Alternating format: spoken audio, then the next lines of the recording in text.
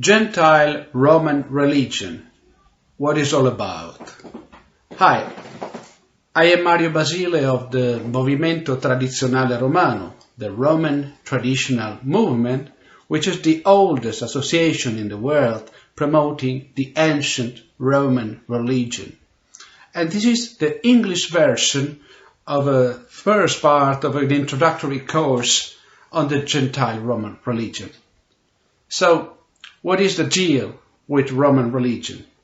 If you want to know, just follow me.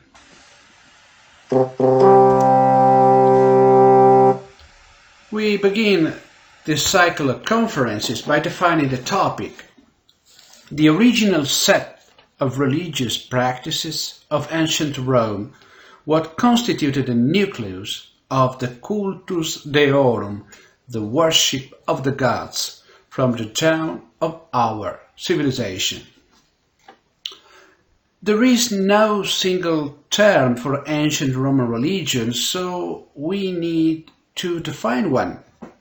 The term Roman paganism was used in a derogatory way by Christians when they took over.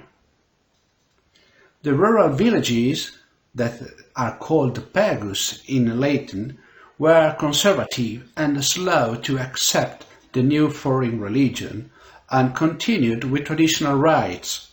So the Christians used the term pagan as a rustic for those who followed the ancient traditional ways. So we will not use the term pagan here.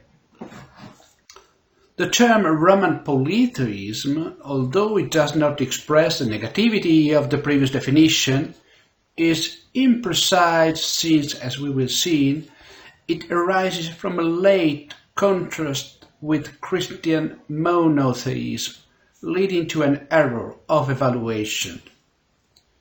So we will rather opt for Gentile Roman religion, where the adjective Gentile derives from the Latin gens. Gens is a Latin word understood as a collection of people related through a common ancestor by birth, marriage, or adoption, possibly over many generations. So we may say that the Gentile Roman religion is the traditional Roman religion of the ancestors. The Gentile Roman religion is founded in the sacred law established by King Numa, the second king of Rome. Cicero, in his work De Legibus, on the laws, summarizes the religious laws as follows: get close to the gods pure, show yourself devoted, removing any ostentation. In Roman religion, nobody has particular gods, neither new nor foreign, if not publicly recognized. In private, one can honor those gods that the fathers and ancestors handed down. People erect temples in the cities and maintain sacred woods and seats of the lares in the countryside. Preserve the rights of the family and fathers. Celebrate the gods and those who have always been considered divine and those who for their merits have been raised to heaven: Hercules, Liber, Aesculapius, Castor, Pollux, and Quirinus, and likewise those by which man is allowed to ascend to heaven: mind, virtue, piety, and faith. Build temples to them, but none to vices. Celebrate sacrifice in a solemn way. There are different priests for different gods. The pontifices are for all the gods, while for each god there is a particular flamen. The people shall learn from public priests the rites and the ways to celebrate public and private rituals.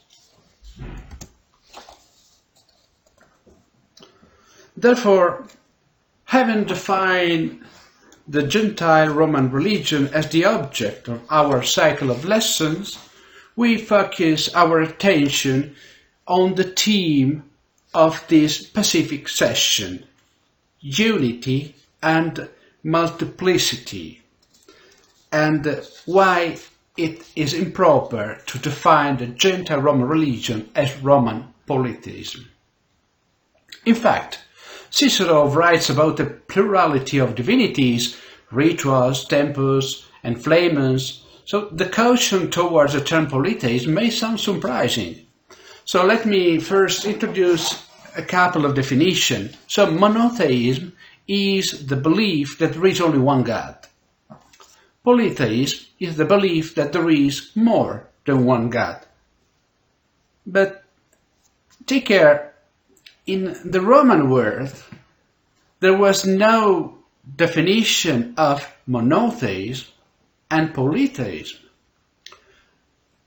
The term polytheism was introduced by the French philosopher Jean Bodin only in 1580 and was later used as a concept opposed to monotheism. So modern terminology has therefore classified the Gentile Roman religion as polytheist to the detriment of its real paradigm. It is therefore necessary to investigate the original understanding the Romans had of the Roman religion. And the main understanding is religion as an experience. So there is no Gentile Roman religion understood as a canonized body of beliefs that is a faith. According to Cicero, religion is the way to celebrate the gods or perform the right actions towards the divine. The correct celebration of the rites pragmatically manages the relationship with the divine through the experience of modifying, binding, and dissolving sacred bonds, here and now. Outside of the ritual experience, strictly speaking, there is no religion. However, the idea of pietas, the Roman attitude towards God, the homeland, parents, and relatives, projects the religious action across the board, proposing to preserve the pax deorum, the peace between human beings and gods. So the objective of the pax deorum was kept unchanged for 12 centuries of Roman history, coherently harmonizing the public and private religious aspects with political actions and respect for the laws founded on the ancestors' ways, the so-called mos maiorum. The Romans understood religion as a fundamental aspect of everyday life, and in fact, they were recognized as the most religious among the ancient peoples. The divine forces are recognized and respected, starting from the pietas, and their direction in history is perceived so the Romans could support their action, making it practical and meaningful. Experience is the pivot of Roman understanding, not only in the area of worship, but also in action, both historical and political, and daily and domestic. So, being based on the repetition of experience, the Gentile Roman religion is not dogmatic. It is not based on the formulation of a belief of an orthodoxy, but on the correct action, what is technically called as orthopraxy. For this reason, over the centuries, there have been various theological formulations characterized by the purity of intent to better understand the position of human beings toward divinity rather than imposing a vision on the people. there were never religious war or persecution against one view rather than another. In summary, two poles of action appears: multiplicity and unity. Multiplicity to cover every aspect of life. There are many rites, to the point of affirming that there are various Roman religions, strictly understood as collection of rituals.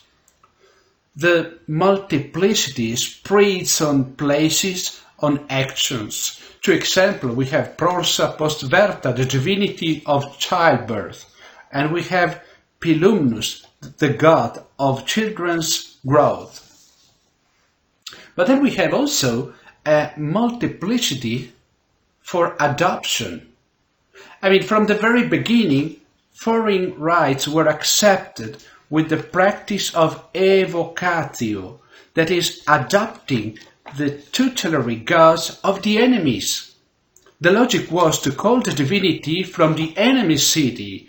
In fact, evocare means to call out to Rome, so to invite this new divinity to Rome in a new sanctuary to prevent the Romans during the final assault from exposing themselves to sacrilege for having plundered the temple of the divinity.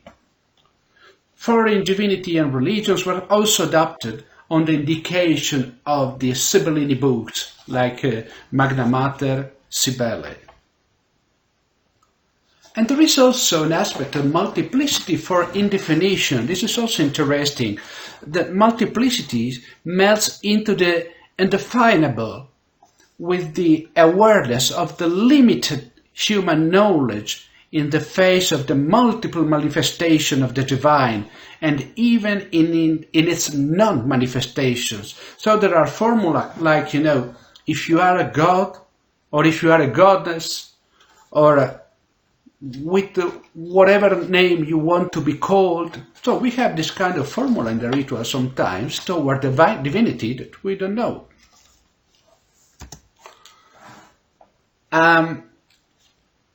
On the other hand, we have a unity and a coherence in the vision of reality. So we have multiplicity from one side, but then we have an overall point of view that present a unique characteristic. So we have the set of rites has the pax deorum as its only objective. Then we have the whole of the actions of the individual is contained in the pietas. The ensemble of collective actions is manifested in the action of Rome, in its laws and institutions that shape history. So, the Gentile Roman religion is therefore not to be understood as ethnic or local, but universal in its ordering intent of the multiplicity of the chaotical phenomenological world within the noumenal mind unity.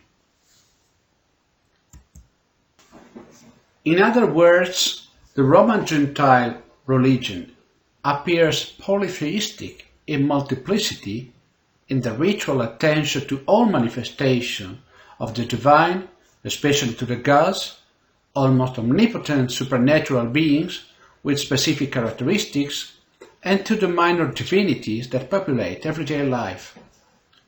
This polytheistic basis, put into practice in everyday life, reveals its profound coherent unity. And this unity was well understood and explained by Neoplatonic philosophers. Plotinus, on the 3rd century BC, taught in Rome the idea of a single first cause, the one, completely transcendent, beyond any religious idea and any cult, from which the whole reality of the universe was developed. This was the beginning of Neoplatonism. Porphyry religiously interpreted the One as a purely transcendental entity, but he considered that the gods of the Greek-Roman tradition were the entities emanating from the One, offering so a universal reading of the religion. The Gentile Roman religions got a robust theological system taken up and further developed by Iamblichus first and then by Proclus, just to mention the most important philosopher. The Neoplatonic theology presented a vertical system with various levels of divine manifestation, offering a key of universal reading of the different polytheism in the known world. This vision, where various divinities are brought back to a single principle, is called henotheism. Henotheism is not a cross between monotheism and polytheism. It is compatible with polytheism, but not with monotheism. In fact, the great controversy from the traditional world with Christianity was led mainly by henotheistic philosophers like Porphyry and Celsus. In conclusion, defining the Roman Gentile religion as Roman polytheism is improper, as it distracts from the true fundamental characteristics of the tradition. I repeat that Roman religion is based on the repetition of the experience of the divine rather than on a dogmatic formulation. Philosophy has the task of supporting understanding, but never that of replacing the experiential approach of rituals. Philosophically, the Gentile Roman religion, in its balance between multiplicity and unity, naturally inclines towards henotheism, without, however, adhering to it dogmatically. So, I hope that you have enjoyed this video. In case you wish to follow the next ones, subscribe to our YouTube channel. Valete bene, in pace Deorum.